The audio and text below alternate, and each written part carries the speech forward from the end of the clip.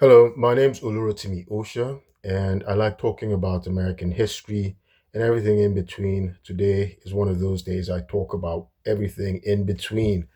So I'm continuing my discussion on uh, explaining the difference between a knock, which is non-official cover uh, spy, and a sleeper agent, right? Well, they both are within the category of illegals, right? They're both illegals, and wherever they are in their host nation, if they're ever caught, they're you know, the U.S. government basically denies any involvement with them, right? So the U.S. government has, um, plausible deniability. They don't have any. They don't present any relationship with the government. They don't an overt relationship with the government, right? With the U.S. government. Unlike those who have official cover, they might be have another job as as some kind of maybe an attaché in an embassy, right, in a U.S. embassy. So they have another job. So they have diplomatic immunity if they're caught. Well, the U.S. government just removes them from that host nation, right? So the U.S. government gets to claim them and just apologizes or whatever. Um, so it's interesting, of course.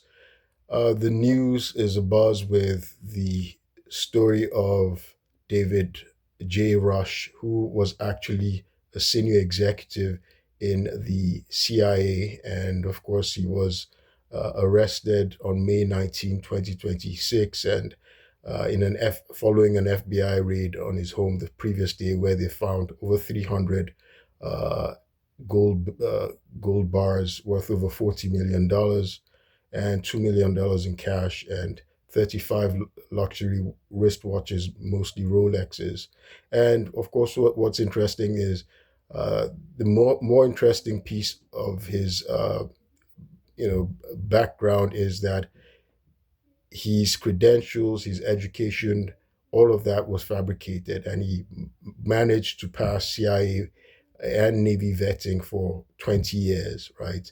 So I've been reading the news concerning him, and there's a CIA former CIA um, officer called Tracy Walder, right? She actually had a double career as a former CIA officer and an FBI agent. She's now an author, right? She's the author of The Unexpected Spy. And, she commented and said, well, he certainly has inside help, right? That they're co-conspirators, because the vetting of the CIA is, I'd say, probably the most rigorous, right?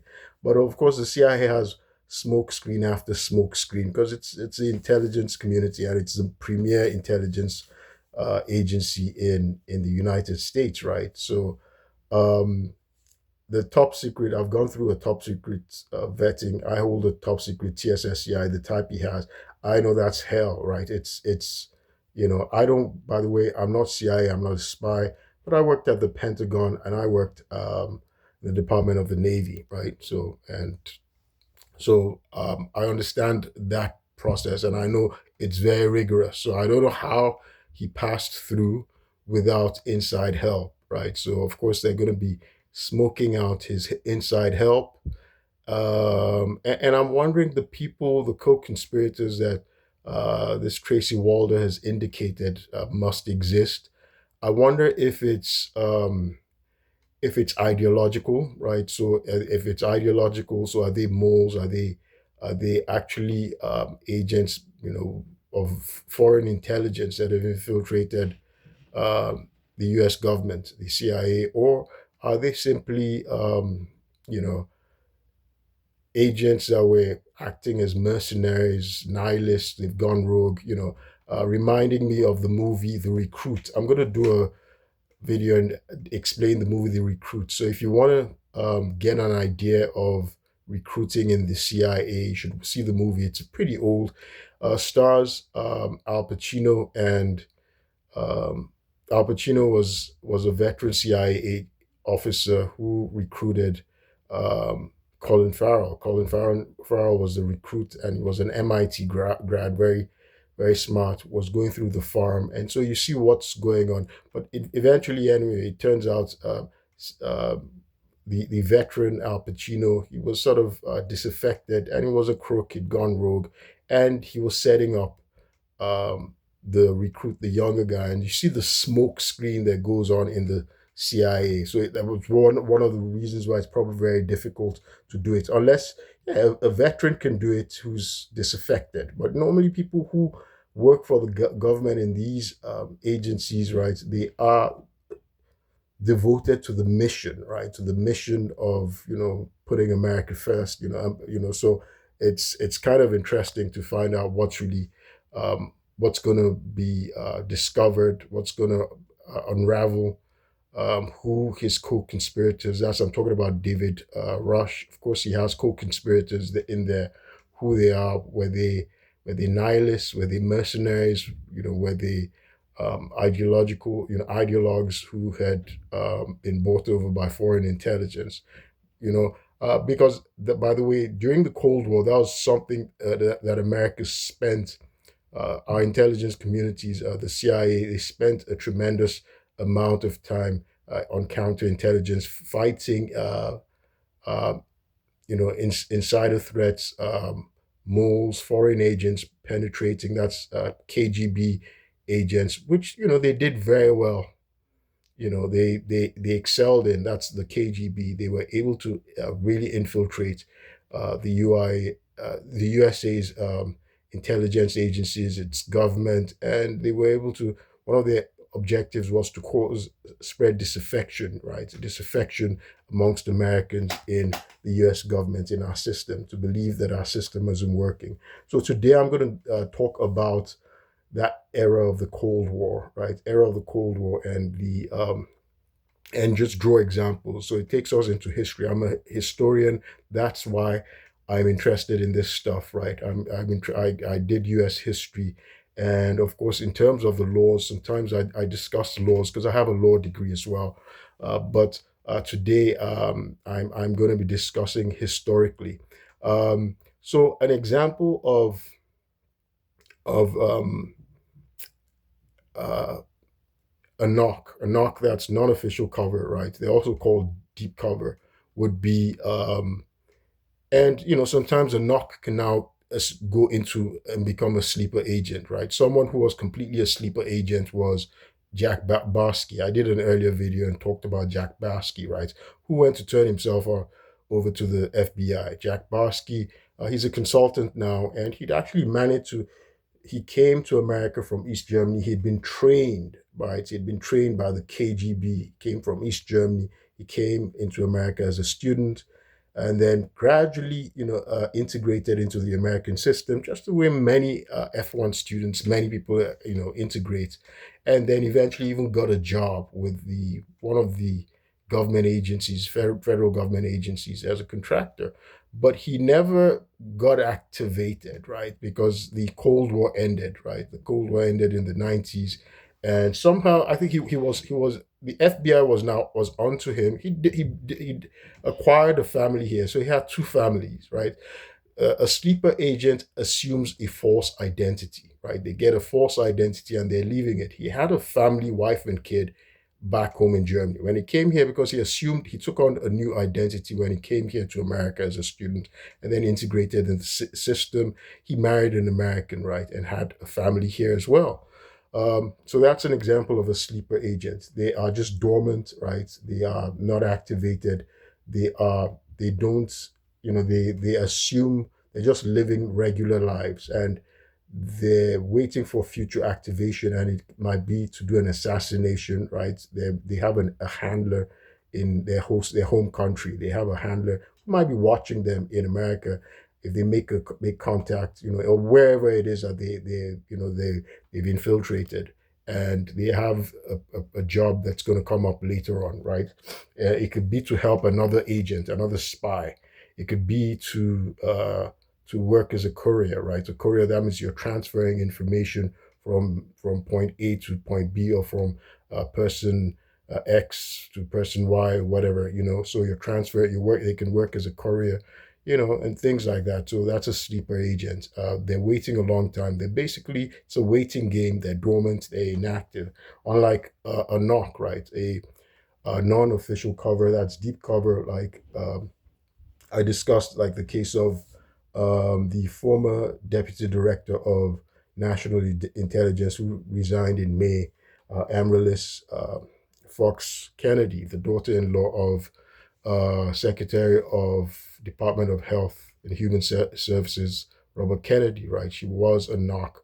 They actually work for the CIA, right? But they don't, because they're spies, and remember, because espionage is actually illegal, right? So if they go to a target country, they assume another identity, right? They're not working for the US government. They don't have any appearance, any ostensible or apparent relationship with the US government. So they assume a false identity as civilians, so they can be acting like business people, that they're business people in their target country, but they're working day to day. Maybe they're recruiting other assets, right? Assets of people who are going to help them maybe steal information that they're trying to steal, right? Infiltrate somewhere they're trying to infiltrate, right? Or execute, assassinate somebody they're trying to assassinate. Yeah, the CIA, again, it's illegal, right? Well, let me not put espionage is illegal, right?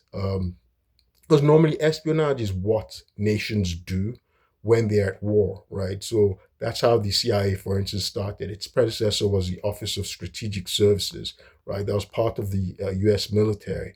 But during the Cold War, instead, and normally, they just go dormant, right, when there's no war. But during the Cold War, and especially because America, for most of our history, 93% of our history, we've been in conflict, right? Our military has been in conflict, and especially during the period of the Cold War, um, the OSS just evolved and evolved, and then the CIA was created, especially since President Harry Truman declared that the U.S. was going to fight communism and was going to be actively trying to support freedom-loving people in other nations, right? Who wanted democracy, and to try and stop what he considered the communist threat at the time. And talking of communism, like an example of these assets that that a non you know that a deep cover agent might be trying to acquire, uh, where the likes of Julius and Ethel Rosenberg, right? They're the only, I don't know if they're the only, but they're the first people in the US to be executed for espionage, right? Julius and Ethel Rosenberg, I think they were executed in 1953 through the electric chair. So they were not intelligence officers like these people I've discussed, like Amaryllis Kennedy, worked for the CIA. She wasn't an asset, right? Um, these other people work for, like the Andrew Bustamante. He was a knock as well. He worked for the CIA. Well, he worked for the CIA. And John Kiriakou. These people work for the CIA. But uh, they're actually working for a government. But these people, Julius and Ethel Rosenberg, were civilians, right? They were civilians who were they were ideologues. They were like volunteer ideologues, assets, right? They were in support of the communists. They were members of the Communist Party USA. So that's what you can see why the U.S. government was really very aggressive against domestic activities of the Communist Party, because it was infiltrated by the KGB and it was recruiting people who were helping them. And so this couple, Julius and Ethel Rosenberg, they weren't knocks, they weren't deep cover spies, um, they weren't sleeper agents. They were American citizens. I think Julius was a naturalized American citizen from, where did he come from? From Russia. He was from Russia, but he was a naturalized U.S. citizen, and he was an engineer. And what he did was he supported the foreign spies, because Russia, you know, had been able to effectively infiltrate the U.S., right, especially New York, the D.C., infiltrate the U.S. with its spies, right, and with KGB spies. KGB had a predecessor. I can't remember what they were called then.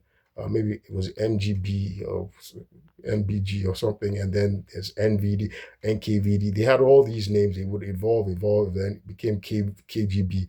And then when with the dissolution of the Soviet Union, I think now they're called NVR or something, right? They're called some. They always have this alphabet soup of names. That's the Russian intelligence, but they were the nemesis of U.S. intelligence as a CIA. And so Julius and Ethel Rosenberg, what they did was they maintained a spy ring, and because Julius himself was an engineer and had a network of engineers who, were building the bombs, the atomic bombs, the jet propulsion missiles, and everything. And so he was able to get access to military secrets, and he was passing it off. So they were very instrumental in Russia being able to, the USSR being able to develop their own um, nuclear bomb at such a rapid pace, right? So, um, and one person that they particularly helped, they were in contact with, was, or their handler who handled them, was the intelligence officer, right? He was actually a KGB intelligence officer. He was also known as Colonel Rudolf Hess. He went by many, many names. Well, I think his birth name was William Fisher. So he's an interesting guy.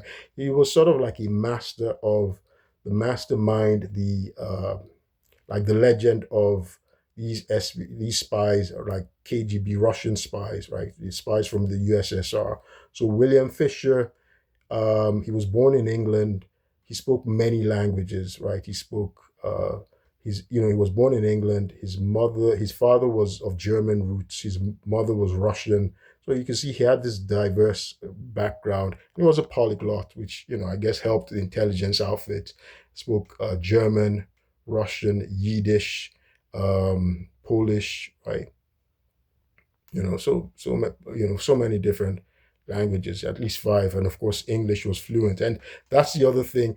So these spies normally have an ability to pick up languages very quickly, very very quickly. Like the case of uh, Gordon Lonsdale, right? His real name, birth name was, people didn't know what his birth name was because he was like a sleeper agent as well. Um, he'd also operated as a deep cover at some point. So deep cover, they assume a false identity. Uh, Konon Molody, right? Konon Molody uh, came to America. He was trained as an intelligence officer by the KGB, and he assumed the identity of Gordon Lonsdale and was posing as a Canadian businessman. He would come into America. So, as a businessman, he would travel all over. He traveled to England, and at some point, he went to school. He was attending, was it London University School of Oriental Studies, right? And he was learning Chinese, and so it goes in and out. And at some point, they could move from being a knock, deep cover, right? They're still illegals, right? Because they don't have an official or apparent relationship with the government they're representing, right? So they're just operating on their own, integrating through the system. So at some point he became a sleeper agent. Then at some point he went back and then he was known, adapted into England. He now moved from Canada, moved to England, where he was the mastermind of what was called the Portland Spy Ring, right? The Portland Spy Ring. And their job was, a group of five people. And what they were doing was they were able to siphon military secrets from the British Admiralty, right? Admiralty Research Department that was responsible for building weapons underwater systems, detectors, and radars, and others, weapons which they were able to steal and then of course pass on to the USSR. So they were arrested. They were eventually arrested. Now, um, Konon Molody was trained by this guy, William Fisher. So, William Fisher, it's interesting, at some point he infiltrated German intelligence, right, during the Second World War. William Fisher, who was also known as Colonel Rudolph Hess. At some he had so many different names, code name this, code name. That's so many different names, right? Of course, that's the life of a spy. So at some point, he infiltrated German intelligence and was actually working as a German intelligence officer. And then I think he sort of arrested, when during the time that Konon Molody himself was operating as an illegal as a knock, right, as a deep cover agent, because they're trained intelligence officers, so they have different missions, so they move in and out of nations. So at some point, he was able to Konon Molody was able to escape, something from the German, a snare or a captivity from the German intelligence, because the person interrogating him was a Russian was a Russian agent, right, who was passing off as a German intelligence officer. That was William Fisher. William Fisher he had infiltrated the German intelligence. So that's how effective he was. So he's known as a legend, right? He's like a legend in Russian intelligence. That's William Fisher. And at some point, William Fisher would now go to Canada. Of course, they use fake identity, fake credentials, and then he ended up in America, in New York, and then became a sleeper agent. He became a sleeper agent. He was in America, New York, for almost 10 years, and he was using another name, a fake name. Was using a false identity, and so he maintained. He was like a handler, and he was posing off as a photographer in New York. At some point, one of the people within that was also an agent turned. So that's the other thing. America, it's not like Russia was just infiltrating America during the espionage war, during the Cold War. America also was doing its own infiltration as well. America would infiltrate them. America would get spies, would turn people over as well. Was doing that. So one of the people who was actually a Russian spy who was working under um, uh, William Fisher was the one who, he went rogue, right, and he became a turncoat, and then he exposed his identity, and of course, William Fisher was arrested. But eventually, what's funny, when these people are arrested, same thing as Konon Molody, he was also arrested. He was caught. He and his co-conspirators, this couple, they're known as the Krugers, right? The Krugers in England. That's the Portland spy ring. When they were caught, they were imprisoned. At some point, because America also has its own spies that has infiltrated them, right? Its own deep covers. When they catch them, then America will come and say, okay, let's do a deal. Give us our spy who's imprisoned, and we'll give you this spy back. So they'll do a swap, an exchange, and that's what happened with Konon Molody. He was caught, and they did an exchange.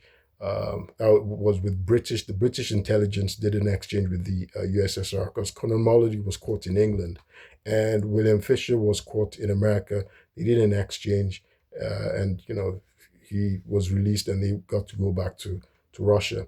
But Julius and Ethel Rosenberg, they weren't trained intelligence officers, right? They were just volunteers. So they were assets, and um, that's one of the things that spies, knocks, deep cover. That's one of the things they do. They try and recruit.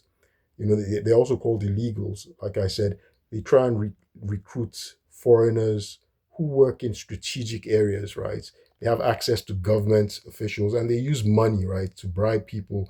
Or sometimes they're people who are ideologically motivated, like Ethel and Julius Rosenberg, right? They were just passionate about communism, and they volunteered. Of course, it cost them their lives. Of course, they betrayed their country, right? So they were selling secrets. They had access to military people. So that's why you find out when you're working in the military defense sector, defense area, um, it's very difficult. You have to watch who you associate with. You have to watch who you associate with. You have to because you have access to secrets, and there are people who are trying to. You never know if you drink, for instance. You never know what you're going to end up telling them. Or if you have stuff at home, you never know who's stealing stuff. That you have in your home and things like that.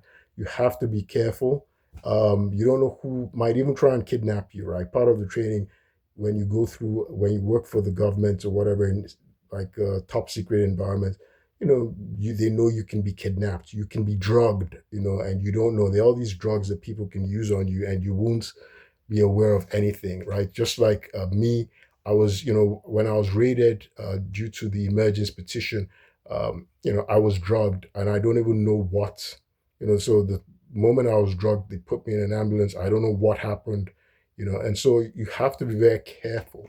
So there are all these drugs that they can use on you, and you don't know what happens. Sometimes they take you somewhere and they torture you. I'm giving this example because, of course, I was working in the Department of Defense, right, the Department of the Navy, and in a certain area. So you don't know who can want to come out after you because what they're trying to do is obtain military secrets, right? And which, if you work in that environment, you have, right? So that's why you have to be very careful who you're associating with, who you relate with, and just because they're deep cover spies around, they're sleeper agents again, and Russia is number one at training, developing, cultivating these sleeper agents. By the way, again, I'm curious to know who the um, co-conspirators of this guy David Rush, the guy who uh, hoarded gold bullion and $2 million in cash and whatnot in his home, and who fabricated his own credentials for the past 20 years and became one of the leaders of the CIA, senior executive, right? Top official of the CIA. It's interesting because while he was arraigned in court today, and the judge decided that okay, he's a flight risk, that he's got skills to escape if they give him a bond, and so the judge decided to detain him. He's going keeping it, holding him in custody so he doesn't escape. And they revealed today in court that he's also posed as a doctor, as a physician, medical doctor, which of course is no big deal. I don't know if they meant, obviously, yes, they did mean on his credentials, and he deceived the CIA, tried to pass off as a medical doctor in his credentials. So red flag, they should have known. So he had somebody inside really, really helping him, assisting him, as Tracy Walder, the former CIA officer and former FBI agent, has said, who's become an author. Um, of course, spies, CIA agents, as John Kiriakou and what's his name, Andrew Bustamante, if you watch their podcast, they have indicated that, of course, while you're working in the CIA, they take a lot of false identities. What's his name? Andrew Bustamante was said at one point he's posed as a homeless person before, right? He's posed, they change their identity, they do all sorts of stuff, and they lie about their job a lot, right? So that was what John Kiriakou was saying. That at one time he had to lie to somebody that he's a trafficker. He traffics, he traffics